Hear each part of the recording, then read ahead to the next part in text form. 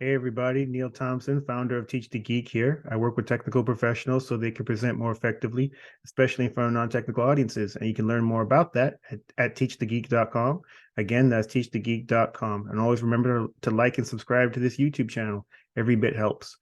I want to talk to you all about feedback when it comes to technical presentations and what you should do about it.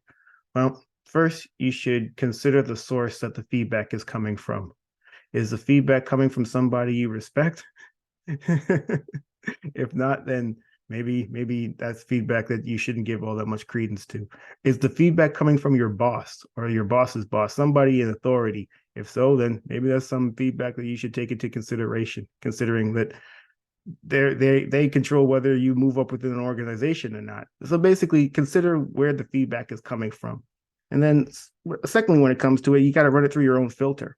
Is this something that I actually want to get better at? So if you're told that maybe eye contact is something you need to get better at, using less words on the slides is something you need to look at, is that something that you think is an issue?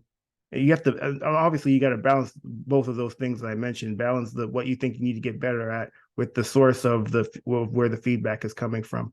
And then you make your decision as to whether this is feedback you want to take in.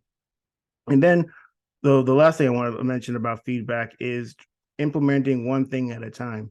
It might be overwhelming to try to implement a number of things all at once, and when you do that, as I said, you'll get overwhelmed in doing so. So I'm a big fan of doing one thing at a time, making sure that that one thing is where you want it to be before you implement something else, and to prioritize which one thing that you implement, which one thing you implement one at a time, and using taking the source into account, and then the things that you want to get better at. That's what you do to make sure that you're implementing the right thing at the right time.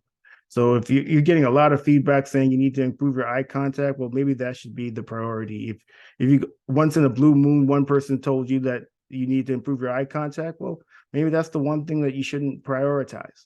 So that's essentially what I want to say about feedback. Firstly, you need to consider the source that the feedback is coming from, and that will dictate the urgency in which you need to address this feedback.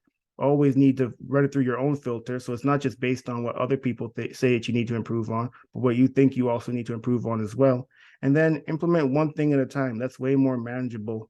And not only that, but you'll be able to see the results of improving your presentations, because you'll know that is this is the one thing that I decided to change. And so now I can see the benefit or not the benefit of that one thing being changed, as opposed to changing a whole bunch of things all at the same time and not really knowing which of these things actually made this presentation better.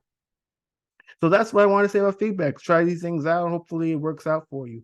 Again, my name is Neil Thompson, founder of Teach the Geek. I work with technical professionals so they present more effectively, especially in front of non-technical audiences. You can learn more about it at teachthegeek.com. Again, that's teachthegeek.com. And please remember to like and subscribe to this YouTube channel. Every bit helps. Thanks. Have a great day.